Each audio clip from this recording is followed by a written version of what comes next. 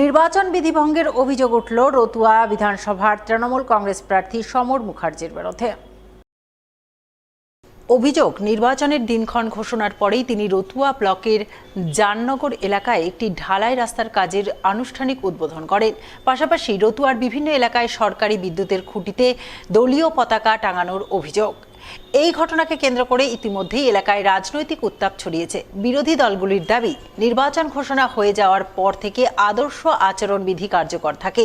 সেই সময় নতুন করে কোনো উন্নয়নমূলক প্রকল্পের উদ্বোধন শিলান্যাস করা নিয়ম বিরুদ্ধ এবং সরকারি জায়গায় নিজেদের দলীয় পতাকা লাগানো নির্বাচন আচরণবিধি লঙ্ঘন করা হচ্ছে।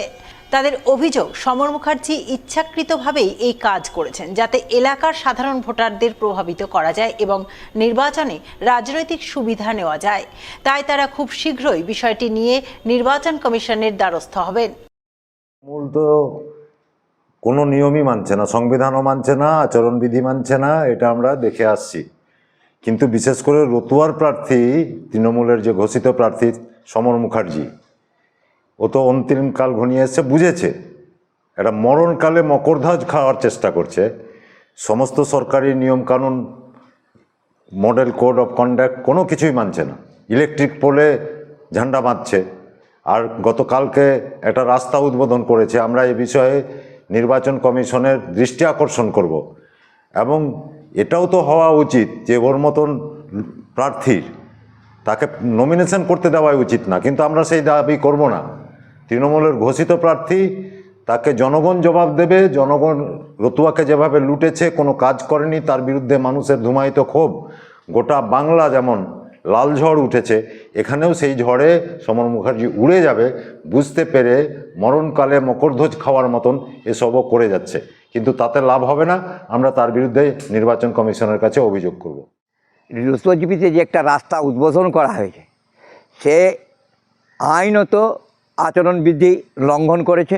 সেটা নিয়ে আমরা কিন্তু ইলেকশন কমিশনের কাছে পৌঁছাবো এবং এইটা নিয়ে আমরা ওনাদের জানাবো যে এই হিসাবে যে আইন ভঙ্গটা করেছে সেই হিসাবে তার একটা শাস্তিমূলক জায়গায় পৌঁছানো দরকার আছে।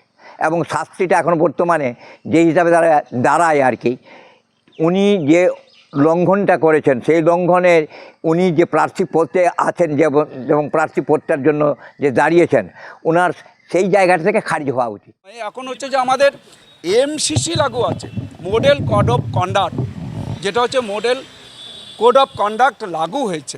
এই সময় হচ্ছে যে আমাদের যে নির্বাচন বিধি আজকে লাগু হয়েছে, এই সময় তিনি রাস্তা উদ্বোধন করছেন। কাজের মানুষ মনে হচ্ছে যে এতদিন তিনি কোনো কাজ করলেন না, শুয়ে শুয়ে তিনি দিন কাটালেন, ঘুমিয়ে ঘুমিয়ে। তিনি কি মনে করছেন এবার যেহেতু পশ্চিমবাংলার মানুষ জেগে উঠেছে, রতুয়ার মানুষ জেগে উঠেছে, এবার যে রতুয়া থেকে তৃণমূল কংগ্রেসকে ধুয়ে মুছে সাফ করার জন্য মানুষ তৈরি হয়েছে।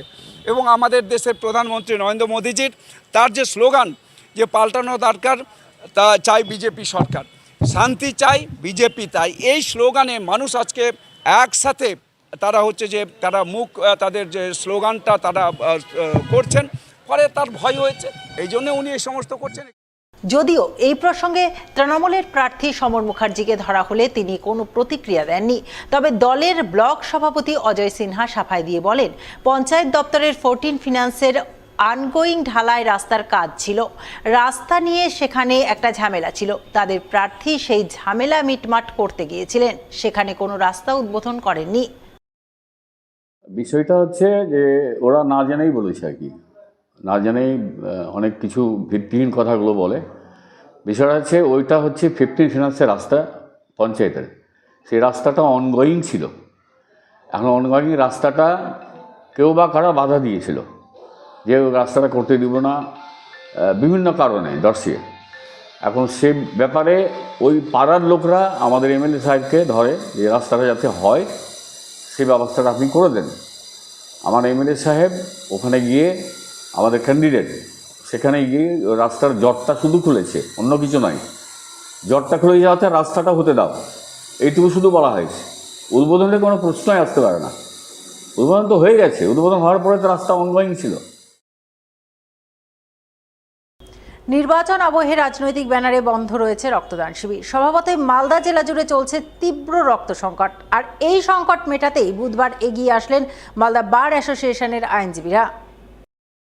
তারা সকলে মিলে আয়োজন করলেন এক রক্তদান শিবির। মালদা বার অ্যাসোসিয়েশনের হলঘরে আয়োজিত রক্তদান শিবিরে রক্তদান করলেন শতাধিক আইনজীবী। উপস্থিত ছিলেন মালদা বার অ্যাসোসিয়েশনের কর্মকর্তা অসিত বরণ বোস সহ অন্যান্যরা।